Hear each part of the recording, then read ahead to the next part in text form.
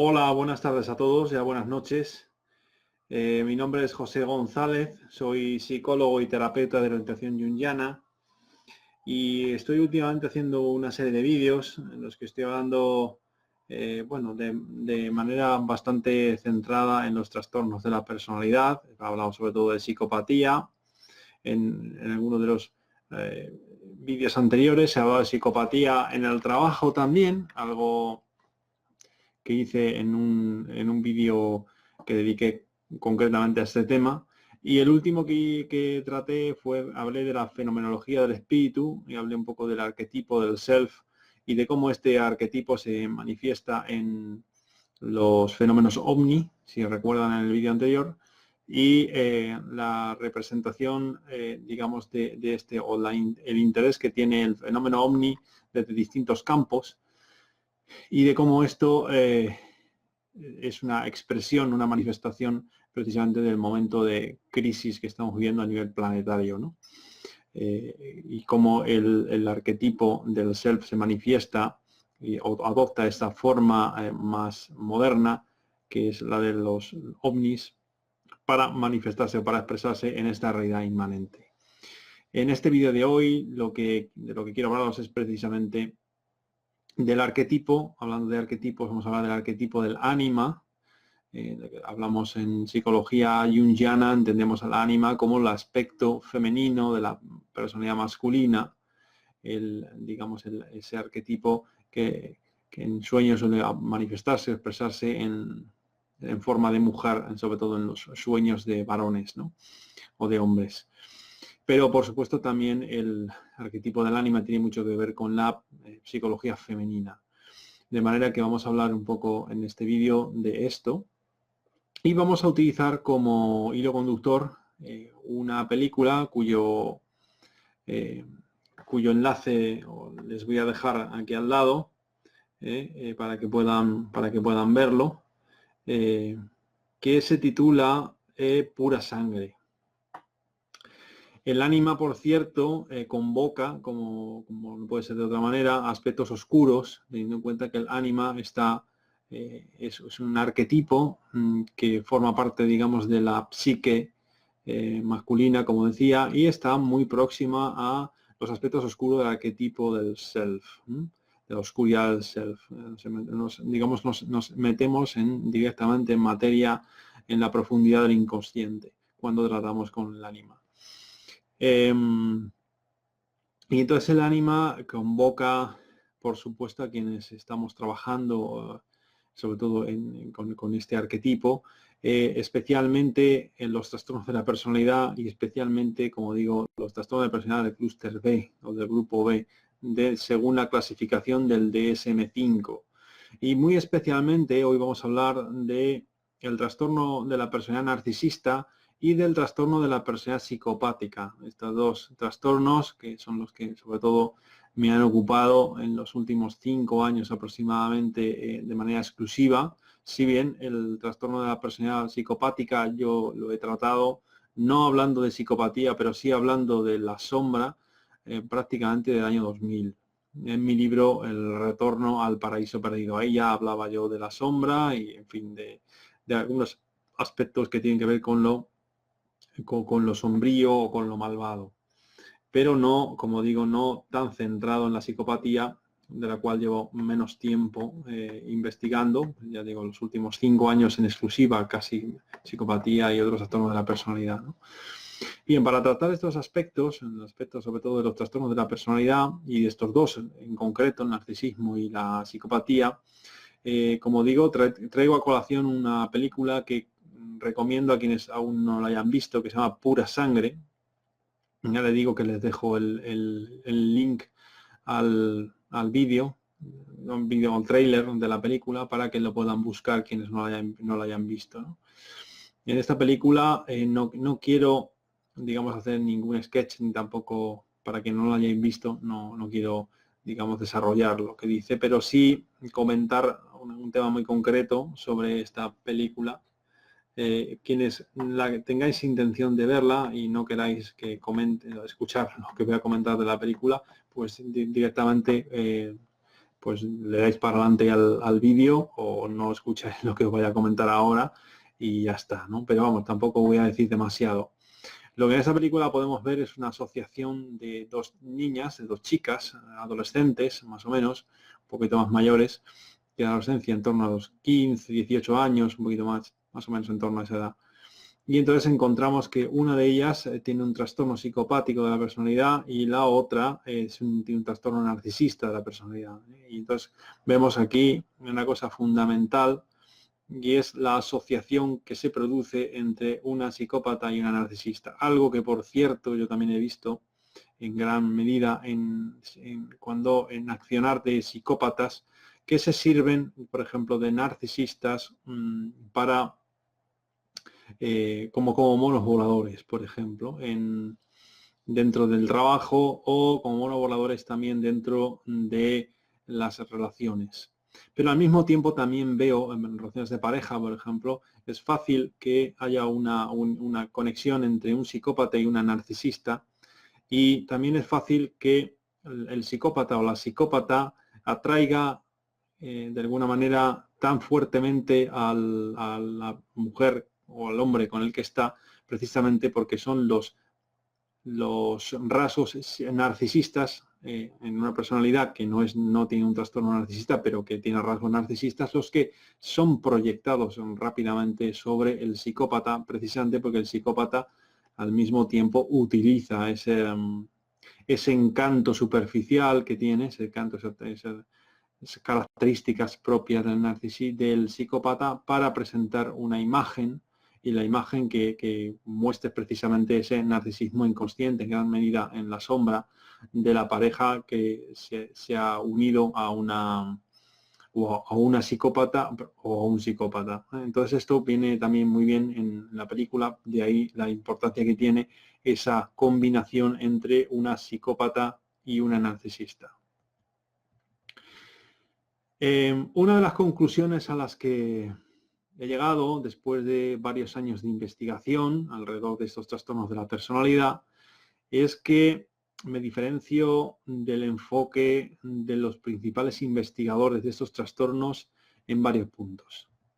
El primero de ellos es que, según he venido observando, y esto sobre todo estoy más en la línea de Sam Vaknin en este sentido, es que los trastornos de la personalidad del clúster B, los del grupo B, y voy a hacer un resumen para que no lo sepan, para que sepáis cuáles son los del clúster B. Los del clúster B son el histriónico, el narcisista, el antisocial y el límite. Esos 4 trastornos forman parte del grupo B, de trastornos de la personalidad, y estos de alguna manera podemos encontrarlos ahí, ¿no? Entonces, como digo, lo que yo he encontrado, y en esto estoy en la línea, por ejemplo, de Sam Vaknin y de los psicoanalistas franceses y los que se ha dedicado también a la investigación de estas personalidades, es que vamos a encontrar una amplia gama de grises. Vamos a encontrar un espectro en cuanto a los trastornos clúster B, y lo podemos encontrar desde un espectro, digamos, menos grave de los trastornos al aspecto más grave, ¿no? Y la gravedad mayor la podemos encontrar, digamos, en la psicopatía, con todos los rasgos de los que ya he hablado en otros vídeos, y ahí encontraríamos, digamos, el lado del espectro más oscuro, si queremos. Y luego el lado del espectro más gris, el gris claro, que encontraríamos al otro lado, que serían más en los trastornos, por ejemplo, histriónicos o probablemente el trastorno límite. Ahí estaríamos, por ejemplo, encontraríamos, por ejemplo, más próximo al otro espectro. Sin embargo, es una cosa importante, y esto está presente prácticamente en todos los trastornos de la personalidad de este grupo, y es que todos ellos tienen un componente de narcisista, todos. Independientemente de que hablemos del narcisismo propiamente dicho, que tiene sus características particulares, el trastorno límite también tiene un núcleo de narcisismo, del mismo modo que el histriónico tiene un núcleo de narcisismo y el antisocial tiene un núcleo de narcisismo. Antisocial sería, como lo llaman en el DSM, al psicópata, pero en realidad luego también debo decir que uno y otro son distintos. Pero en cualquier caso hay un núcleo de narcisismo en todos ellos, y es importante tenerlo en cuenta. Por otro lado, el segundo punto importante es que también se deriva, por supuesto, del primero, y es que hay una, como digo, una amplia gama de grises entre, por ejemplo, los trastornos, podemos decir, más histriónicos de la personalidad, el histrionismo, y la psicopatía, ¿no? Ahí vemos un gran espectro con grandes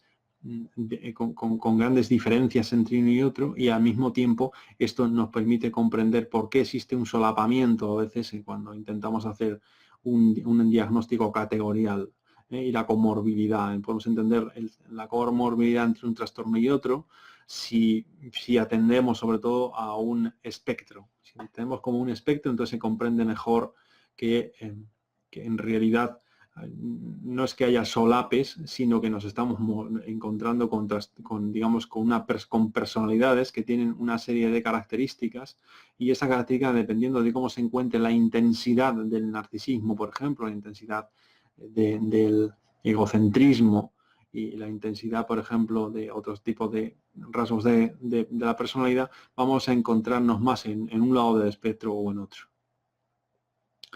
Al mismo tiempo, en como sabemos muy bien, en esto vamos a coincidir con un investigador también psicodinámico, que como es Otto Kemper, ¿no? Aquí vemos que él también, este investigador, coincide en este punto.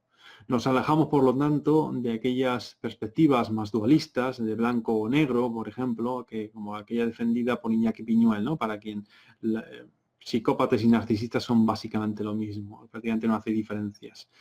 Sin embargo, para mí es muy importante que ni siquiera entre los narcisistas podemos generalizar, dado que las personas con estos trastornos expresan una amplia gama de comportamientos que van a ir de los casos más graves, como digo, a los casos más, como por ejemplo los antisociales, la psicopatía, incluso narcisistas, el narcisismo maligno, que ya nos estamos aproximando ya a la psicopatía, el narcisismo maligno, y los casos que son más leves, como los borderline, como digo, y sobre todo el histriónico, cuyo pronóstico de curación pues puede ser más halagüeño. Los borderline, por cierto, que si tienen un núcleo muy fuerte de narcisismo, y si el narcisismo es también de carácter maligno, pues será bastante más difícil el tratamiento de estas personas que aquellos que no tengan un núcleo narcisista maligno. Encontramos también una diferencia sustancial entre las personas con trastorno psicopático de la personalidad y trastorno antisocial de la personalidad, tal como viene el DSM-5. Hay una gran diferencia, en mi opinión. Por ejemplo, el DSM se centra principalmente en las conductas antisociales, obviando en cierta medida en lo que sería el nuclear en un trastorno psicopático de la personalidad, que es precisamente su estructura de personalidad. Esto es lo que caracteriza a un psicópata. De ahí que consideremos importante la inclusión, en nuestra opinión, de la psicopatía como una categoría distintiva o distinta dentro de los trastornos de la personalidad que usted ve, o del grupo B dentro del DSM-5. En mi opinión, debería estar incluido como una categoría distinta.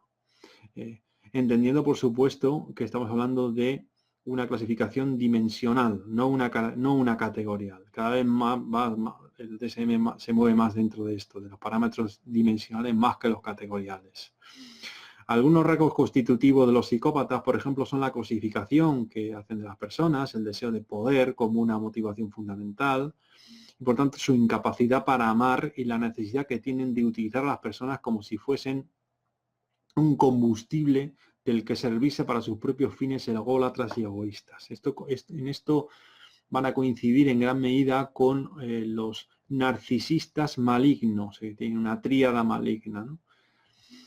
Otro de los aspectos en los que me diferencio de otros investigadores a la hora de abordar los trastornos psicopáticos y narcisistas de la personalidad es la diferenciación estricta entre un trastorno narcisista de la personalidad y un trastorno psicopático de la personalidad que algunos investigadores sostienen.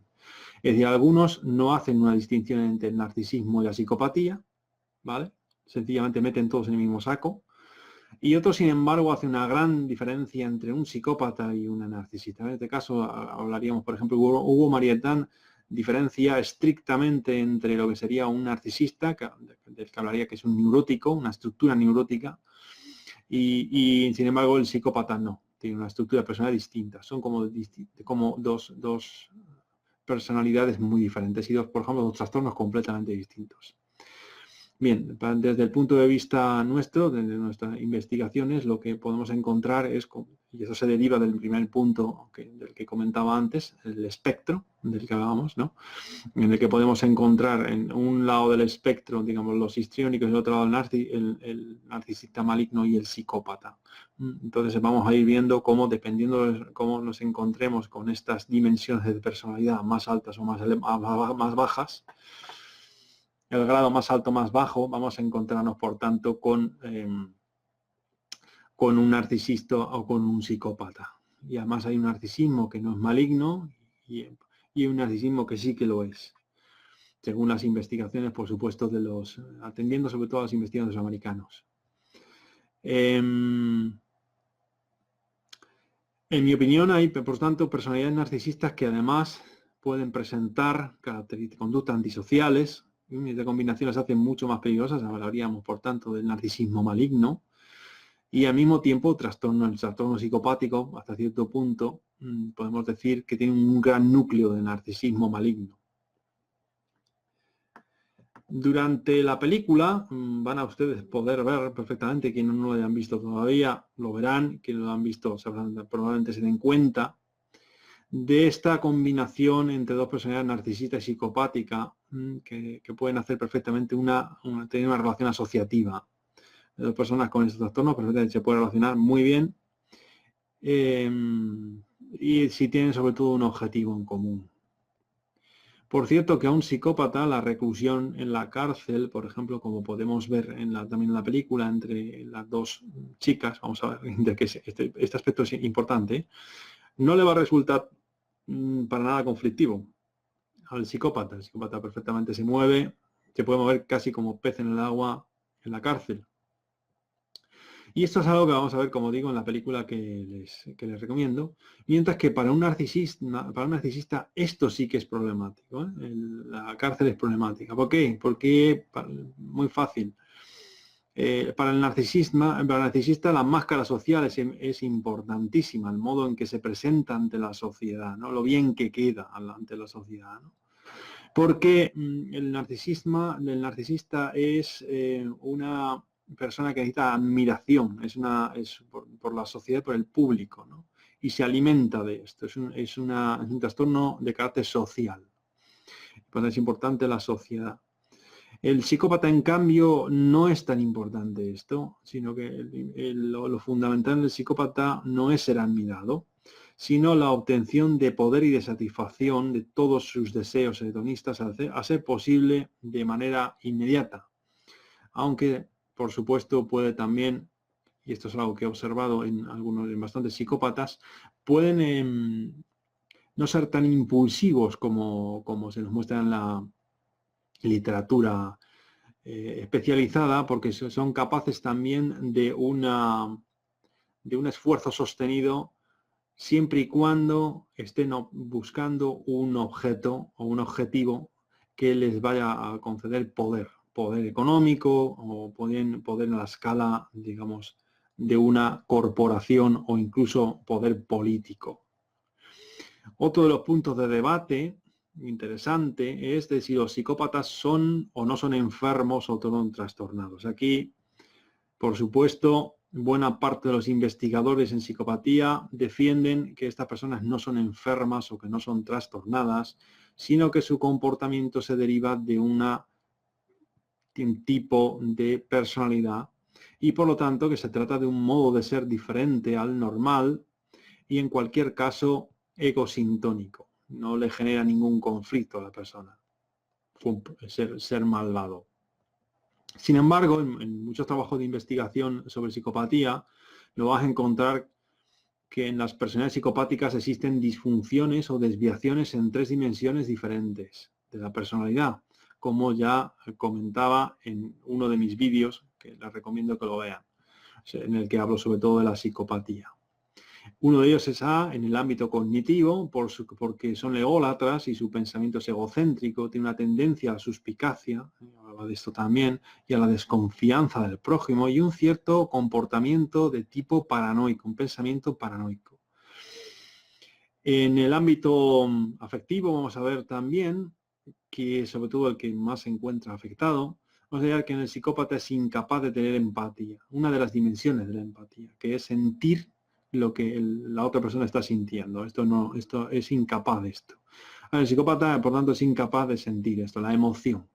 Y esto es lo que no es incapaz de sentir, la emoción que está sintiendo la otra persona en un momento dado, ¿no?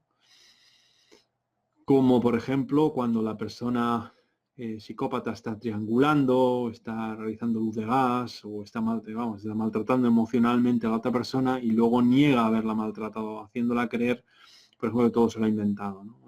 Es incapaz de ponerse en lugar en ese sentido de la otra persona y sentir efectivamente cómo puede sentirse esa persona cuando le hace ese maltrato.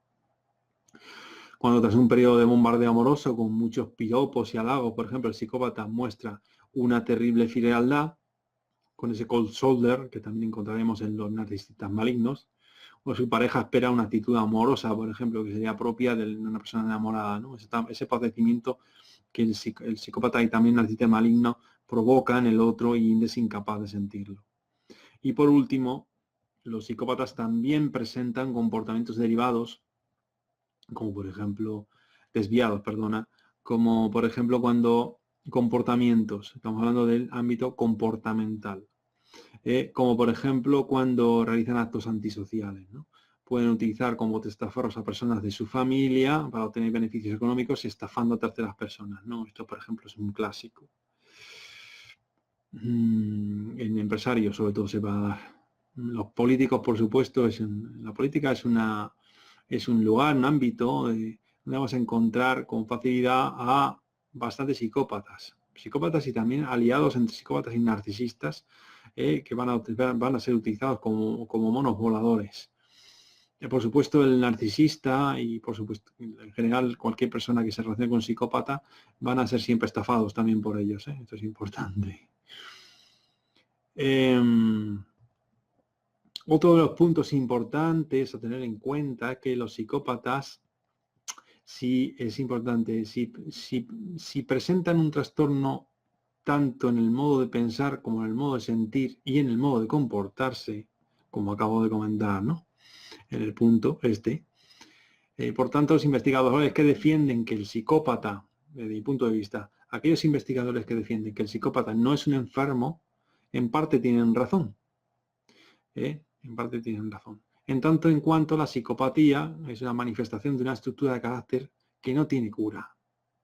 Y por tanto, en realidad no hay nada que curar por ser precisamente esa la expresión genuina de la psicopatía. En este sentido tienen razón, pero al mismo tiempo hay que tener en cuenta que aquellas personas que defienden que la psicopatía sí es un trastorno, o que defendemos también que es un trastorno, y por tanto lo que antiguamente se llamaba enfermedad, que enfermedad significa falta de firmeza, la firmeza y tiene que ver con la firmeza interna, con un soporte interno de firmeza, también tiene parte de razón, dado que la psicópata presenta una serie de comportamientos y de desviaciones en su proceder cognitivo y emocional que lo van a distinguir de la persona común. Hay una desviación frente a la persona común.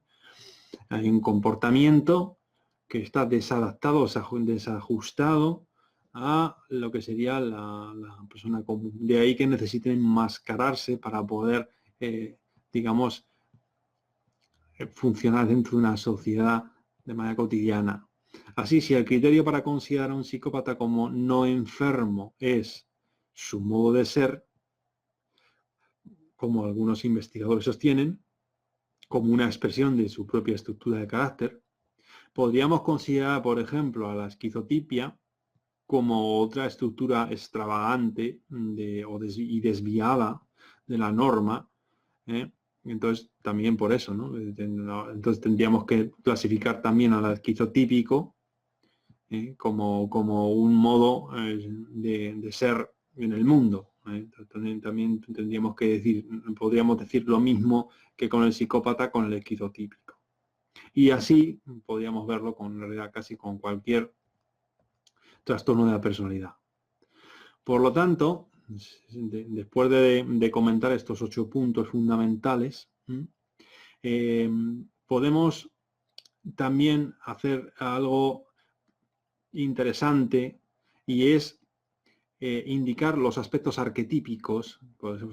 Si os dais cuenta, he empezado a hablar del ánima, y por lo tanto estoy hablando de los trastornos de la personalidad alrededor del ánima, y por lo tanto estoy hablando del ánima como digamos, arquetipo femenino en la estructura de una estructura psíquica masculina, y al mismo tiempo tengo que hablar de la psicología femenina, por lo tanto, cuando hablo del ánima, ¿no?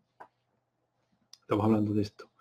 Y por lo tanto, el hablar de los aspectos arquetípicos nos llevan a que los psicólogos y los psiquiatras psicodinámicos siguen sin considerar, a pesar de los descubrimientos de Jung y del mundo y del inconsciente colectivo, siguen sin considerar estos aspectos.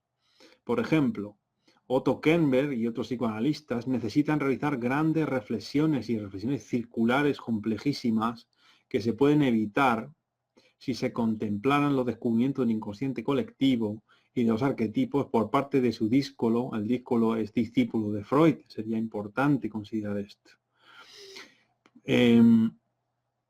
Por ejemplo, para el caso de los narcisistas malignos, no haría falta recurrir, como se recurre en el psicoanálisis de Otto Kernberg y los derivados del psicoanálisis, recurrir, por ejemplo, a las heridas narcisistas de la infancia que son provocadas por los padres, es decir, a la perspectiva de las relaciones objetales. Y si se comprendiera, por ejemplo, que en la estructura psíquica del niño vamos a hallar ya el arquetipo de la madre y el arquetipo del padre, que son los auténticos protagonistas en la relación con el padre objetivo y con la madre objetiva. Al mismo tiempo, vamos a poder descargar bastante de la culpa y del malestar a los padres, sobre todo aquellos que con gran esfuerzo y con cariño han querido lo mejor para sus hijos. Y esto es especialmente importante cuando encontramos personalidades psicopáticas y narcisistas malignas en ambientes, por ejemplo, que se han criado con padres que han hecho todo el esfuerzo para que sus hijos se salgan adelante bien, con un ambiente relativamente, digamos, equilibrado, armónico. Y esto, por tanto, se deriva que no es tanto el modo en que los padres se relacionan con el niño y le tocan los genitales al limpiarle, por ejemplo, y tanta vuelta que dan también con el tema, que no estoy diciendo que no sea importante, también hay que considerarlo, pero hay que considerar el aspecto arquetípico, y también esto del vínculo, el vínculo que se produce, el vínculo que se da en los primeros momentos en la relación con los padres, ¿no? Ese vínculo, cuando es un vínculo estable o cuando es un vínculo inestable, en fin, este tipo de explicaciones que son interesantes también, porque todos aportan de alguna manera a la explicación, pero que sería interesante también observar y tener en cuenta el inconsciente colectivo, los arquetipos que están ahí presentes, el arquetipo del padre y el arquetipo de la madre.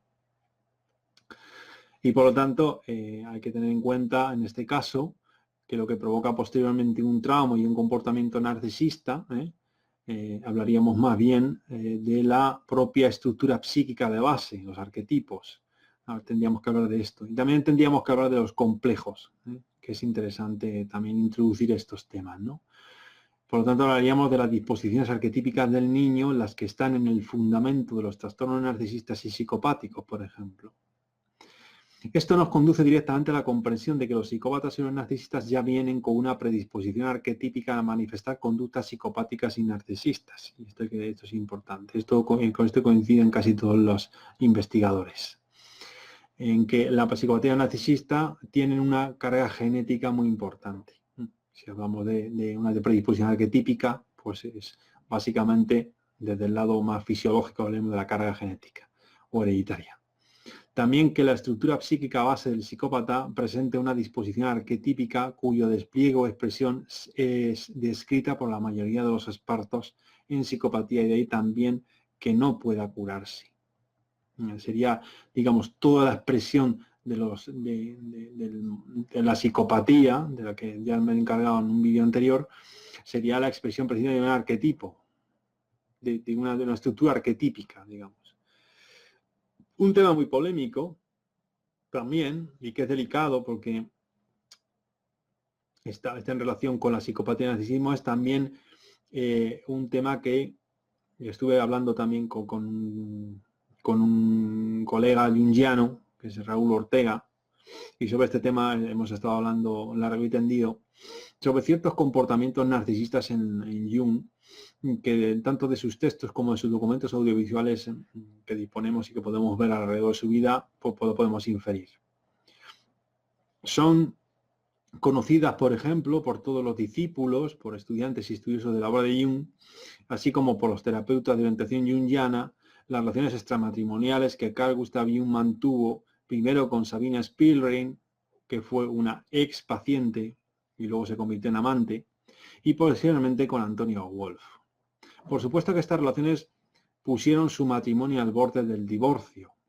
A pesar de que su esposa expresó que nunca había sentido que Jung la hubiera quitado nada para dárselo a sus amantes, es fácil comprender que para su esposa, se pueden ustedes imaginar, semejante situación debió de ser cuanto menos muy difícil de soportar, y de ahí que, como sabemos por sus biógrafos, las discusiones entre Emma y Jung, o Emma y Carl, se sucedían constantemente cuando éste triangulaba. También sabemos que Carl Gustav Jung ridiculizaba a algunos de sus discípulos masculinos delante de sus mujeres y que flirteaba con sus discípulas y con pacientes femeninas, así como que se disgustaba y atacaba a aquellos de sus discípulos que sabían hacer algo mejor que él. Por ejemplo, en un documento audiovisual que ustedes pueden ver sobre la vida de Jung, aparece, hay un discípulo suyo que habla de una anécdota en la que él dice que el discípulo era un marino experto y que sabía remar muy bien, y en un momento, en una ocasión, estaban remando en un barco en el lago de Zúrich, él y Jung estaban hablando, y entonces Jung comenzó a meterse con él y a tratar de ridiculizarlo hasta que el discípulo ya se hartó y le dijo que continuara remando él si también sabía remar. Y por supuesto Jung lo hizo. Es evidente que el discípulo suyo remaba mejor que Jung, pero parece que Jung, con lo competitivo que era, pues no soportaba mucho esto. Todos estos comportamientos son característicos de personalidades narcisistas y Jung, siendo Leo, por cierto, y Leo, digamos, la tendencia de Leo es a la de el rey, ser rey de la selva, ¿no? Esa tendencia a querer ser admirado, tiene mucho de, digamos, de estructura narcisista. Los astrólogos, por ejemplo, hablan del Leo. El Leo, digamos, la primera etapa del Leo sería la del Leo como egocéntrico. Él es el ombligo del mundo, ¿no? Se siente el hijo de Dios. Pero, digamos, el Dios del Leo no evolucionado, dirían, sería el ego, digamos, el Dios sería su ego, su yo, y por tanto sería un narcisista.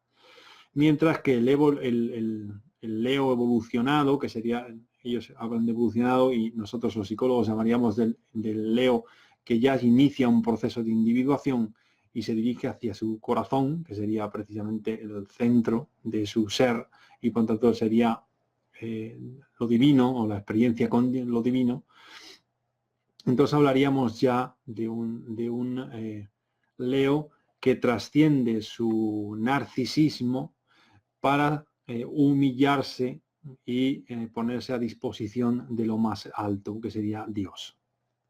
Entonces en Jung vamos a ver que efectivamente encontramos estas dos etapas. La primera etapa de narcisista, en la que sería la etapa de joven, antes de que haga el viaje a las profundidades, después de sus relaciones con sus amantes, especialmente con Sabina Spielrein y luego posteriormente. Entonces ahí ya se inicia, digamos, su viaje al inframundo y a partir de ahí, digamos, su relación con lo divino. Entonces, Por tanto, veríamos, como digo, una personalidad narcisista en Jung. Y una cosa importante que vamos a ver en los narcisistas malignos y en los psicópatas es que estos pueden ser, de hecho, muy brillantes.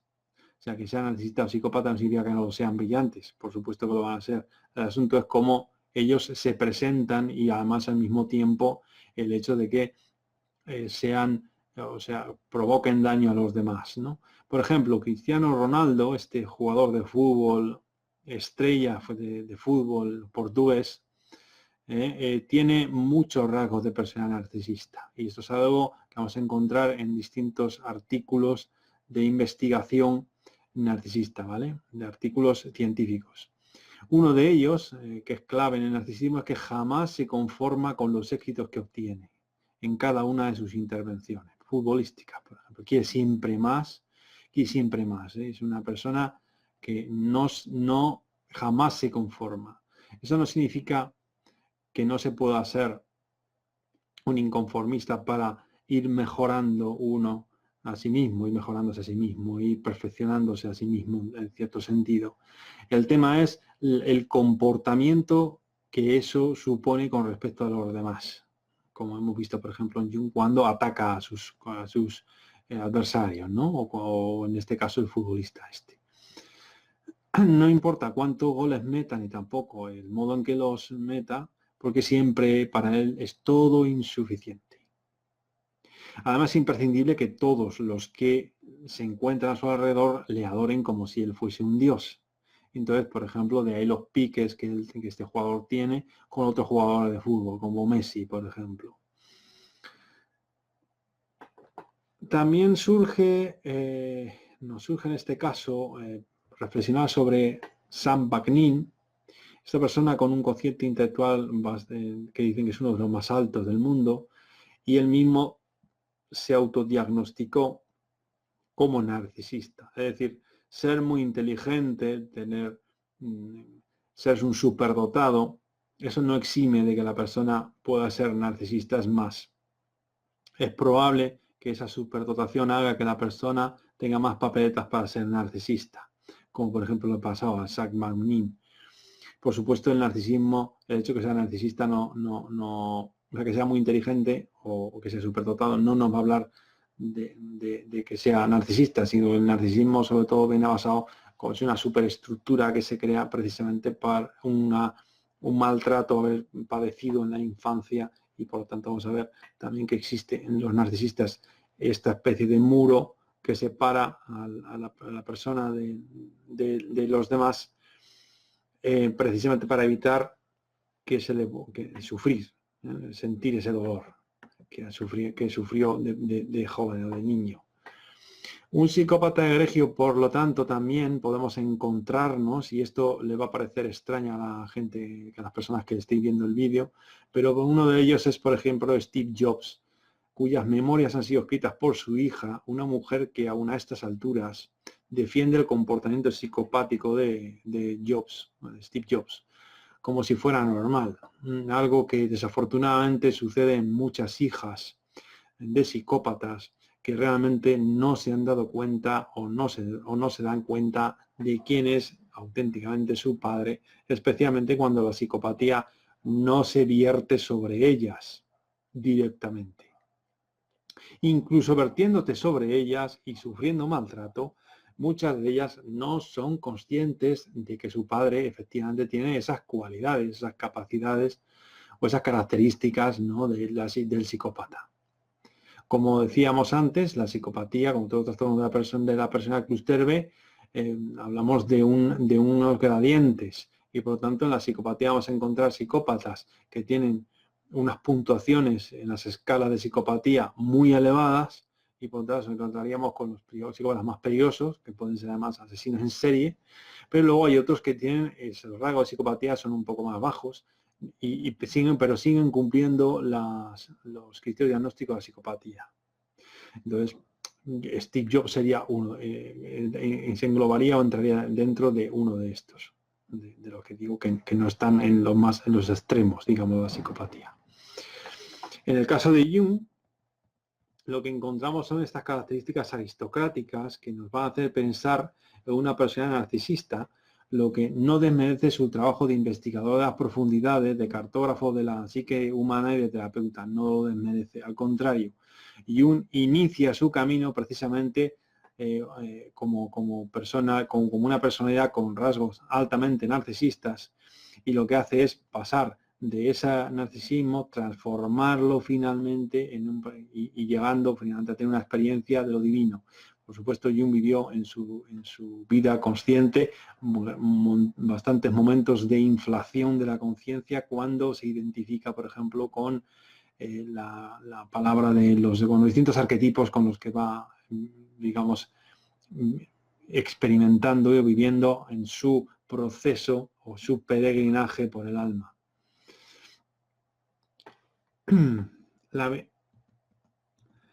Un asunto fundamental también que es importante que tengamos en cuenta es la posesión por la acción de un arquetipo. Yo en el vídeo que hablo de la fenomenología del espíritu hablé de la posesión por un arquetipo. Hablaba de los efectos de la inflación.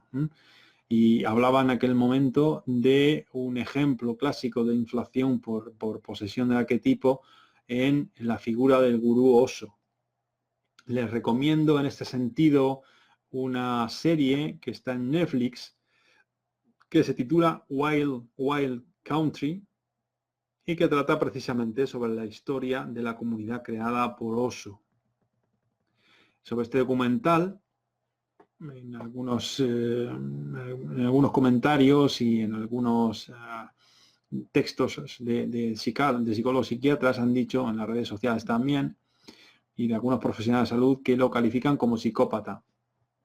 Al margen de que lo pueda ser, que quizás lo sea, pero que no podemos hacer un diagnóstico, digamos, de psicopatía así demasiado ligera.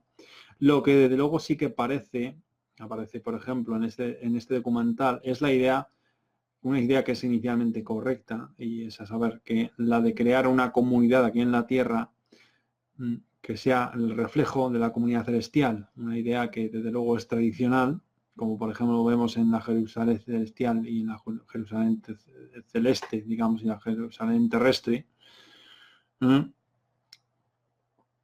y esto es, como digo, es una idea tradicional, ¿no? Y de hecho esa es la idea que precisamente es esencial, porque convoca también, ese arquetipo convoca, por ejemplo, en la Hermandad de los Iniciados. En mi novela, una de las novelas que tengo, que se llama La Hermandad de los Iniciados, ahí está convocada esta idea. Por lo tanto, Osho, como muchos de sus seguidores, especialmente su secretaria personal, vamos a ver también ahí en el vídeo, han tenido una auténtica experiencia con lo luminoso. Eso no lo vamos a negar, no podemos negar eso, porque aparentemente es lo que encontramos en ellos, con el mundo espiritual. Y de esa experiencia se deriva su deseo de traer a la Tierra una comunidad que comparta, como reflejo del mundo espiritual, una convivencia con unos valores espirituales. Esto está presente y lo vamos a ver, por ejemplo, en el ashram de Osho. Es una idea que vamos a encontrar también en las comunidades de los monjes. Sin embargo, como bien sabemos quienes nos dedicamos a la investigación de los arquetipos del inconsciente colectivo, el efecto que la realidad arquetípica tiene sobre la consciencia puede provocar una posesión y por tanto una inflación o una ibris. Durante un cierto tiempo, el yo sufre lo que en términos comunes podemos denominar endiosamiento, y la conciencia se cree mensajera de una verdad que se apodera de toda la vida del individuo afectado. Se puede apoderar de toda la vida. Y además, esto puede durar mucho tiempo o los efectos pueden durar menos, ¿no? Es un tema que se trata especialmente en uno de nuestros libros publicados por la editorial El Hacedor de Lluvia, y cuyo título es Los dioses del sueño, y que su autor es un compañero de camino, de orientación junguiana también y astrólogo profesional, que se llama Alberto Chislovsky. En el caso de este libro, en Los dioses del sueño, que les recomiendo la lectura por si quieren amplificar y comprender el efecto de los arquetipos en la conciencia y cómo ésta puede provocar una posesión y por tanto también al mismo tiempo una ibris, se aborda cómo los arquetipos van poseyendo la conciencia de uno de los díscolos discípulos de Jung, nada menos que de James Hillman, el creador de la psicología arquetipada. Vamos a ir viendo cómo este autor, Alberto Chislowski, hace una muy buena revisión de todos los textos de Hillman y de su vida, y vamos a ir viendo cómo va desgranando de alguna manera lo que le ocurre cuando los distintos arquetipos van poseyendo su consciencia. Y uno de ellos, por supuesto, es Plutón. En el momento en que Plutón lo posee, entonces él da preeminencia al, digamos, al topos de los sueños en el inframundo.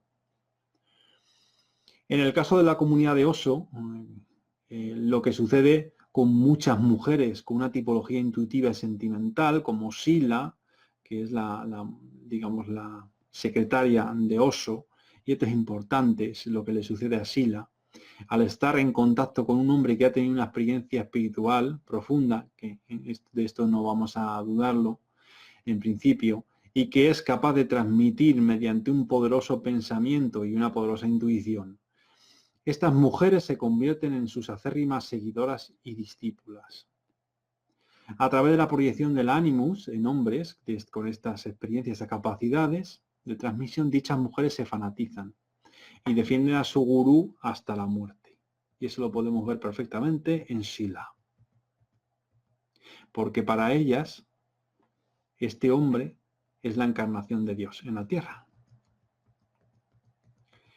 En general, las mujeres intuitivas sentimentales, es decir, las que tienen estas dos funciones como funciones fundamentales, como la función principal y la secundaria, tienden a convertirse fácilmente en seguidoras de personas con fuertes dotes intelectuales e intuitivas. Así sucedió con Oso, pero también podemos observarlo con las discípulas de Carl Gustav Jung, como por ejemplo Bárbara Ana, y Mary-Lou von Franz, por supuesto, también es otra. Aunque Mary-Lou von Franz tiene una tipología distinta, porque Mary-Lou von Franz, sin embargo, con ese aspecto más masculino, más Atenea, tiene sobre todo en mi opinión, tiene una tipología que podríamos llamar, que se parece más al de un hombre, ¿no? Una pensadora intuitiva, en nuestra opinión.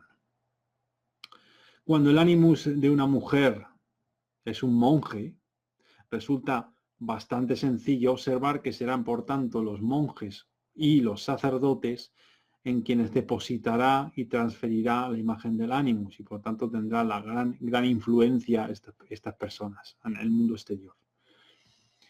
Una reacción típica en mujeres intuitivas y sentimentales cuando su gurú no satisface sus expectativas o las expectativas de su animus proyectado en el gurú, es también la rápida demonización de la persona sobre la que se había depositado la imagen del animus. Fácilmente sucede este extremo.